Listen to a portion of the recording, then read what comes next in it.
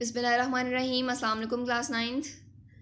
आज हमने पढ़ना है जी इलेक्ट्रोपॉजिटिव ट्रेंड, इलेक्ट्रोपॉजिटिव करेक्टर क्या होता है, ट्रेंड क्या होता है और उसका रिलेशन क्या है आयोनाइजेशन एनर्जी के साथ। Before moving to our topic पहले सुन लीजिए इलेक्ट्रोपॉजिटिविटी क्या होती है और आयोनाइजेशन एनर्जी क्या होती है। इलेक्ट्रोपॉजिटिविटी ये है कि इलेक्ट्रॉन को लूज़ करने की एबिलिटी, राइट जी। जो हमें पता है जी मेटल्स में बहुत ज़्यादा है, मेटल्स इजीली इलेक्ट्रॉन लूज़ कर देती हैं। अगर हम बात करें आयोनाइजेशन एनर्जी की तो ये वो एनर्जी है जो इलेक्ट्रॉन को रिमूव करवाने के लिए हम देते हैं। यानी इलेक्ट्रॉन को रिमूव करवाना जितना मुश्किल होगा उतनी आयोनाइजेशन एनर्जी ज़्यादा होगी, यानी उतनी ज़्यादा एनर्जी रिक्वायर्ड है इलेक्ट्रॉन को रिमूव करवाने के लिए। और इलेक्ट्रॉन जितना फ्री है, जितना ईजिली लूज़ हो सकता है, उतनी हमें उसे कम एनर्जी देनी पड़ेगी। इतना मतलब इसका मतलब ये हुआ कि वहाँ पर आयोनाइजेशन एनर्जी उतनी कम होगी। यानी इलेक्ट्रोपॉजिटिविटी का और आयोनाइजेशन एनर्जी का इन्वर्स रिलेशन है। आयोनाइजेशन एनर्जी जितनी ज़्यादा होगी, इसका मतलब इलेक्ट्रॉन को लूज़ करवाना उतना मुश्किल है, इसका मतलब इलेक्ट्रॉन इजीली लूज़ नहीं होगा, तो इलेक्ट्रोपॉजिटिव करैक्टर उतना कम होगा। अगर हम इसी तरह से बात करें कि अगर आयोनाइजेशन एनर्जी कम है, इसका मतलब ज़्यादा एनर्जी नहीं चाहिए इलेक्ट्रॉन को लूज़ करवाने के लिए। इसका मतलब ये है कि इलेक्ट्रॉन जो है वो ईजिली लूज़ हो सकता है। अगर इलेक्ट्रॉन इजीली लूज़ हो सकता है तो वहाँ पर इलेक्ट्रोपॉजिटिव करैक्टर ज़्यादा है, इलेक्ट्रोपॉजिटिविटी ज़्यादा है, राइट। सो इलेक्ट्रोपॉजिटिविटी का और आयोनाइजेशन एनर्जी का इन्वर्स रिलेशन है। आयोनाइजेशन एनर्जी ज़्यादा होगी तो इलेक्ट्रोपॉजिटिविटी कम है, आयोनाइजेशन एनर्जी कम होगी तो इलेक्ट्रोपॉजिटिविटी ज़्यादा है।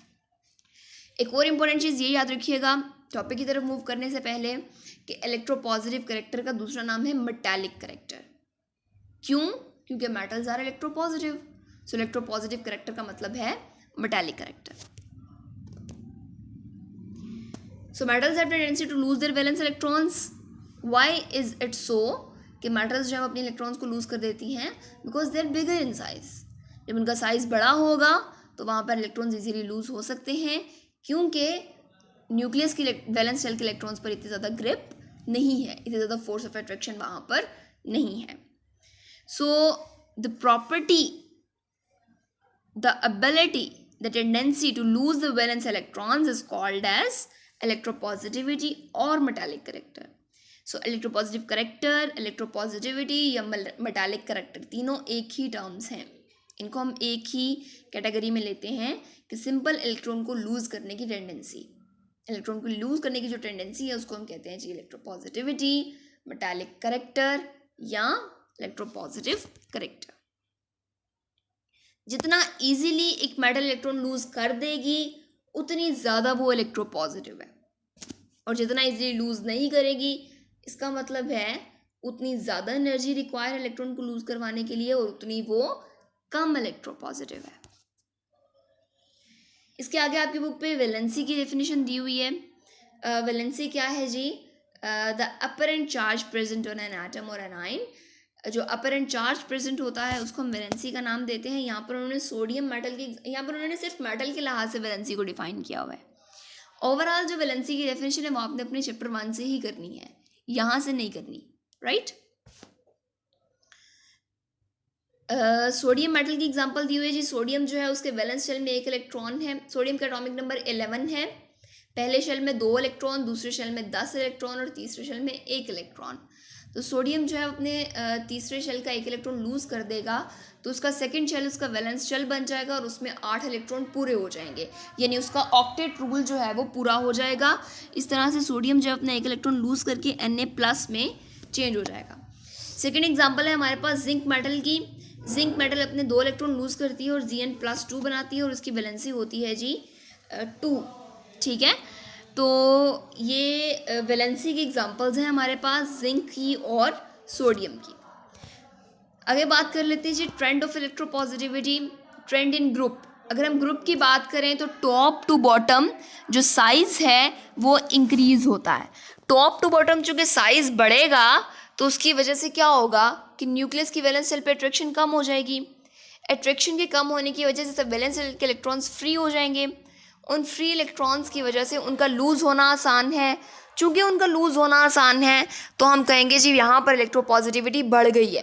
So top to bottom group में इलेक्ट्रोपॉजिटिविटी इंक्रीज हो जाती है, ठीक है। तो यहाँ पर वो बात कर रहे हैं, अगर हम लिथियम और सोडियम को कंपेयर करें, चूँकि लिथियम जो है वो ऊपर है पीरियोडिक टेबल में और सोडियम नीचे है, यानी अगर हम टॉप टू बॉटम की बात करें तो जो लिथियम है वो लेस इलेक्ट्रोपॉजिटिव है, जबकि जो सोडियम है दैट इज़ मोर इलेक्ट्रोपॉजिटिव। और अगर हम सोडियम को और पोटाशियम को कंपेयर करेंगे तो सोडियम जो है वो पोटाशियम की निस्बत जो है वो कम इलेक्ट्रोपॉजिटिव और पोटाशियम जो है वो ज़्यादा इलेक्ट्रोपॉजिटिव है। क्यों? क्योंकि जैसे जैसे हम बॉटम की तरफ मूव करते जाएंगे पीरियोडिक टेबल में, ग्रुप में मूव करते जाएंगे नीचे को, वैसे वैसे जो साइज़ है वो इंक्रीज़ करता जाएगा। साइज़ जैसे जैसे इंक्रीज़ करेगा, हमें पता है जी, ग्रिप कम हो जाएगी, वैलेंस शेल के इलेक्ट्रॉन्स फ्री हो जाएंगे। वैलेंस शेल के इलेक्ट्रॉन्स के फ्री होने की वजह से क्या होगा कि वहाँ पर इलेक्ट्रॉन का लूज होना आसान हो जाएगा और अल्टीमेटली वहाँ पर इलेक्ट्रोपॉजिटिव करैक्टर इंक्रीज हो जाएगा। नेक्स्ट आ जाता है जी हमारे पास trend in period. Trend in period की अगर हम बात करें तो लेफ्ट टू राइट जैसे जैसे हम जाते हैं वैसे वैसे साइज डिक्रीज होता है। साइज जितना डिक्रीज होगा उतनी न्यूक्लियस की वैलेंस शेल पर ग्रिप ज़्यादा हो जाएगी, वहाँ पर अट्रैक्शन ज़्यादा हो जाएगी। जैसे जैसे वहाँ पर अट्रैक्शन ज़्यादा होगी, वैलेंस शेल के इलेक्ट्रॉन्स को रिमूव करवाना मुश्किल हो जाएगा। जितना वैलेंस शेल के इलेक्ट्रॉन को रिमूव करवाना मुश्किल होगा उतना इलेक्ट्रोपॉजिटिव करैक्टर कम होगा, क्योंकि हमें पता है कि जैसे जैसे जितना इलेक्ट्रॉन ज़्यादा ईजिली रिमूव हो रहा है उतना इलेक्ट्रोपॉजिटिव करैक्टर ज़्यादा है, और जितना इलेक्ट्रॉन मुश्किल से लूज़ हो रहा है, मुश्किल से रिलीज़ हो रहा है, उतना इलेक्ट्रोपॉजिटिव करैक्टर कम है। तो चूंकि साइज छोटा है, इलेक्ट्रॉन इजीली रिमूव नहीं हो सकता, इसलिए इलेक्ट्रोपॉजिटिव करैक्टर भी कम है। ठीक है, तो इसीलिए पीरियोडिक टेबल के स्टार्ट में हमारे पास मेटल्स हैं, जबकि एंड पर राइट साइड पे हमारे पास नॉन मेटल्स हैं। जिस तरह मैंने आपको लास्ट लेक्चर में भी पीरियोडिक टेबल दिखाया था, तो उसमें ये था कि हमारे पास पीरियोडिक टेबल के स्टार्ट में लेफ्ट साइड पे मेटल्स हैं, जबकि राइट साइड पे नॉन मेटल्स हैं। दैट इज़ एन इंडिकेशन कि शुरू में हमारे पास जो इलेक्ट्रोपॉजिटिव करैक्टर है वो ज़्यादा है, क्योंकि मेटल्स का इलेक्ट्रोपॉजिटिव करैक्टर होता है। वहाँ पर ज़्यादा क्यों है? क्योंकि शुरू में साइज़ बड़ा है। जैसे जैसे हम लेफ्ट साइड पे मूव राइट साइड पे मूव करते जाएंगे, जैसे जैसे वैसे वैसे साइज छोटा होता जाएगा और हमारा जो करैक्टर है वो मूव हो जाएगा from metal to non metal. Next है जी electropositivity and ionization energy. Electropositive और आयनाइजेशन एनर्जी का रिलेशन देख लेते हैं, जो मैंने आपको ब्रीफ से शुरू में भी बता दिया था, अब दोबारा देख लेते हैं इसे। इलेक्ट्रोपॉजिटिविटी जो है वो आयनाइजेशन एनर्जी पर डिपेंड करती है, दोनों का इन्वर्स रिलेशन है। याद रखिएगा, आयनाइजेशन एनर्जी जितनी ज़्यादा होगी इलेक्ट्रोपॉजिटिविटी उतनी कम होगी। ये दोनों चीज़ें इन टर्न डिपेंड करती हैं साइज़ पे। ठीक है, साइज़ जितना जो है वो स्मॉल होगा उतना इलेक्ट्रॉन को, उतना न्यूक्लियस की वैलेंस शेल पे ग्रिप ज़्यादा होगी। जितनी ग्रिप ज़्यादा होगी उतना इलेक्ट्रॉन को लूज़ करवाना मुश्किल है, यानी उतनी ज़्यादा एनर्जी देनी पड़ेगी इलेक्ट्रॉन को लूज़ करवाने के लिए। अगर ज़्यादा एनर्जी देनी पड़ेगी इसका मतलब आयनाइजेशन एनर्जी ज़्यादा है, और अगर इलेक्ट्रॉन को रिमूव करवाने के लिए ज़्यादा एनर्जी देनी पड़ रही है इसका मतलब वहाँ पर इलेक्ट्रोपॉजिटिव करैक्टर कम है। ठीक है, तो आयनाइजेशन एनर्जी अगर ज़्यादा होगी तो इलेक्ट्रोपॉजिटिव करैक्टर कम होगा। इसी तरह से अगर हम बात करें लार्जर साइज़ की, तो जितना साइज़ बड़ा होगा उतनी न्यूक्लियस की वैलेंस शेल पे ग्रिप कम होगी। ग्रिप कम होगी तो वैलेंस शेल के इलेक्ट्रॉन्स फ्री हो जाएंगे, जिनको लूज़ करवाना बहुत ईजी है, और जिनको लूज़ करवाने के ज़्यादा एनर्जी नहीं देनी पड़ेगी, इसका मतलब आयनाइजेशन एनर्जी कम होगी। क्योंकि ज़्यादा एनर्जी नहीं देनी पड़ेगी इसलिए आयनाइजेशन एनर्जी कम होगी। जितनी आयनाइजेशन एनर्जी कम उतना इलेक्ट्रोपॉजिटिव करैक्टर ज़्यादा। जितना इलेक्ट्रॉन को लूज़ करवाना आसान उतना इलेक्ट्रोपॉजिटिव करैक्टर ज़्यादा। तो बिगर साइज़ के एटम इलेक्ट्रोपॉजिटिव करैक्टर ज़्यादा होगा। तो यही वजह है कि जो अल्कली मेटल्स हैं उनका लार्जेस्ट साइज़ है, बिकॉज वो पीरियोडिक टेबल के बिल्कुल स्टार्ट में है। जैसे हम राइट साइड में मूव करते जाते हैं वैसे वैसे साइज़ छोटा होता जाता है, तो इसका मतलब जो स्टार्ट वाले हैं उनका साइज़ बड़ा है। तो जो अल्कली मेटल्स हैं उनका साइज़ बड़ा है, और इम्पोर्टेंट बात ये, they have the lowest ionization energies and the highest positive character. Highest metallic character, highest electropositive character. ठीक है, साइज सबसे बड़ा है, आयनाइजेशन एनर्जी सबसे कम है, और इलेक्ट्रोपॉजिटिव करैक्टर सबसे ज़्यादा है, मेटालिक करैक्टर सबसे ज़्यादा है। राइट जी। एग्जाम्पल में हमारे पास है जी कंपैरिजन सोडियम और मैग्नीशियम का। Sodium is alkali metal, magnesium is alkaline earth metal. तो हमारे पास जो सोडियम है उसके वैलेंस शेल में 1 इलेक्ट्रॉन है, मैग्नीशियम के वैलेंस शेल में 2 इलेक्ट्रॉन्स हैं। तो साइज़ की अगर हम बात करें तो सोडियम का साइज़ जो है 186 pm है, जबकि मैग्नीशियम का साइज़ 160 pm है। सोडियम का साइज़ बड़ा है, मैग्नीशियम का साइज़ छोटा है। बड़ा साइज़ है तो इलेक्ट्रॉन को रिमूव करने आने के लिए कम एनर्जी चाहिए होगी, जिस तरह से यहाँ पर सिर्फ और सिर्फ हमें चाहिए जी 496 किलो जूल पर मोल, जबकि मैग्नीशियम का साइज़ छोटा है।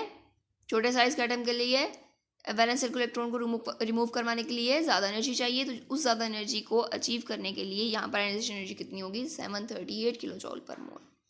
मैग्नीशियम के केस में एनर्जी ज़्यादा क्यों है, क्योंकि वहाँ पर साइज़ छोटा है, साइज़ छोटा है तो न्यूक्लियस की ग्रिप ज़्यादा है वैलेंस इलेक्ट्रॉन पे, तो उस ग्रिप की वजह से, उस अट्रैक्शन की वजह से हमें ज़्यादा एनर्जी देनी पड़ेगी। यहाँ पर एक इंपॉर्टेंट क्वेश्चन लिख लीजिएगा, why second ionization energy of magnesium is greater than first one. Very important short question कि मैग्नीशियम की जो सेकेंड आयनाइजेशन एनर्जी है वो फर्स्ट से ज़्यादा क्यों है। याद रखिएगा मैग्नीशियम के वैलेंस शेल में 2 इलेक्ट्रॉन हैं और वो दोनों इलेक्ट्रॉन बारी बारी लूज होते हैं। बारी बारी लूज होने का मतलब ये कि पहले एक इलेक्ट्रॉन लूज होगा, Mg+ बनेगा, फिर अगला इलेक्ट्रॉन लूज होने के बाद Mg+2 बनेगा। ठीक है, तो जो पहला इलेक्ट्रॉन लूज होने वाली आयनाइजेशन एनर्जी है उसको हम फर्स्ट आयनाइजेशन एनर्जी का नाम देते हैं, और जो सेकेंड आयनाइजेशन एनर्जी है वो एनर्जी है जब सेकेंड इलेक्ट्रॉन के रिमूव होने के बाद लूज होगी। तो जो फर्स्ट आयनाइजेशन एनर्जी है मैग्नीशियम की वो हाई है, जबकि सेकेंड एनर्जी बहुत हाई है। उसका रीज़न ये है कि जब एक इलेक्ट्रॉन लूज हो जाएगा तो वो बन जाएगा Mg+। Mg+ का साइज़ मज़ीद छोटा हो जाएगा। Mg का तो छोटा है ही, Mg+ का इलेक्ट्रॉन लूज करने के बाद जो कैटाइन बनेगा उसका साइज़ मज़ीद छोटा हो जाएगा। उस मज़ीद छोटे साइज़ के एटम को में से इलेक्ट्रॉन रिमूव करवाने के लिए हमें मज़ीद ज़्यादा एनर्जी देनी पड़ेगी। तो जब हम ज़्यादा एनर्जी देनी पड़ेगी तो इसका मतलब ये है कि सेकेंड आयनाइजेशन एनर्जी मज़ीद इंक्रीज़ हो जाएगी, यानी हमें सेकेंड इलेक्ट्रॉन को रिमूव करवाने के लिए ज़्यादा एनर्जी लगानी पड़ेगी। So the second ionization energy is always greater than the first one. इसी तरह से जो सारी के सारे एलिमेंट्स हैं, अल्कलाइन अर्थ मेटल्स हैं, have the high ionization energies as compare to the alkali metals. Alkaline earth metal जो है वो सबकी आयनाइजेशन एनर्जीज हाई हैं। रीज़न साइज़ छोटा होगा, और दूसरा रीज़न ये है कि साइज़ छोटा होने की वजह से पहला इलेक्ट्रॉन लूज होगा और उसके बाद सेकेंड इलेक्ट्रॉन लूज होने की वजह से सेकेंड आयनाइजेशन एनर्जी उतनी ज़्यादा हाई हो जाएगी। ये आपकी बुक पे टेबल बना हुआ है, इसमें यहाँ पर आपको मेटल नज़र आ रही हैं जी, अल्कली मेटल जिसमें lithium, sodium, potassium, rubidium, caesium है, एटॉमिक नंबर लिखा हुआ है, इलेक्ट्रॉनिक कॉन्फ़िगरेशन लिखी हुई है। अगर आप इसकी आयनाइजेशन एनर्जी देखें तो टॉप टू बॉटम डिक्रीज हो रही है, पहली बात, ठीक है, और इसका दूसरी ये कि इनकी एक ही आयनाइजेशन एनर्जी है। एक ही आयनाइजेशन एनर्जी का मतलब ये है कि एक ही इलेक्ट्रॉन को लूज़ करते हैं, सिर्फ वैलेंस शेल के इलेक्ट्रॉन को, क्योंकि इनके पास वैलेंस शेल में होता ही एक है, वो उसको लूज़ कर देते हैं। अगर हम अल्कलाइन अर्थ मेटल्स की बात करें, जो यहाँ पर बेरिलियम, मैग्नीशियम, कैल्शियम, स्ट्रोंटियम और बेरियम दिए हुए हैं, यहाँ पर इनकी इलेक्ट्रॉनिक कॉन्फ़िगरेशन S2 में है, यानी इनको 2 इलेक्ट्रॉन लूज़ करने हैं। तो एक इनकी 2 आयनाइजेशन एनर्जीज होंगी, एक आयनाइजेशन एनर्जी 1, एक आयनाइजेशन एनर्जी 2, जो यहाँ पर IE1 और IE2 के नाम से टेबल बने हुए हैं। ठीक है, तो जो फर्स्ट आयनाइजेशन एनर्जी है और जो सेकेंड आयनाइजेशन एनर्जी, उसको अगर आप लोग कंपेयर करो तो सेकेंड आयनाइजेशन एनर्जी सब में ज़्यादा है as compare to the first one. ठीक है, तो सेकेंड आयनाइजेशन एनर्जी जो ज़्यादा है, फर्स्ट आयनाइजेशन एनर्जी कम है, लेकिन जो फर्स्ट वाली है वो ज़्यादा है as compare to alkali metals. अगर हम अल्कली और अल्कलाइन को कंपेयर करें तो अल्कली की कम है आयनाइजेशन एनर्जीज और अल्कलाइन की ज़्यादा हैं, लेकिन अगर हम अल्कलाइन में ही आयनाइजेशन एनर्जी 1 और 2 को कंपेयर करें तो 2 हमेशा 1 से ज़्यादा होगी। एक और इम्पॉर्टेंट बात याद रखिएगा कि low ionization energies of alkali metals make them more reactive than alkaline earth metals. हमेशा जो अल्कली मेटल्स की लो आयनाइजेशन एनर्जीज हैं उसी की वजह से वो ज़्यादा रिएक्टिव है, क्योंकि मेटल्स के लिए हमारे पास क्राइटेरिया ही ये है कि जिसने इलेक्ट्रॉन ईजिली लूज़ कर दिया, जो ज़्यादा इलेक्ट्रोपॉजिटिव है, जिसका मेटेलिक करेक्टर ज़्यादा है, वो रिएक्टिव मेटल है। और इस क्राइटेरिया पर कौन उतरता है पूरा, मतलब the most reactive ones, that are the alkali metals. Right जी, तो आप लोगों ने लर्न करना चाहिए electropositivity, trend of electropositive, electropositive ionization energy is very important short questions सारे के सारे, और इसके अलावा इलेक्ट्रोपॉजिटिविटी जो है वो पूरा लॉन्ग क्वेश्चन भी है। Thank you.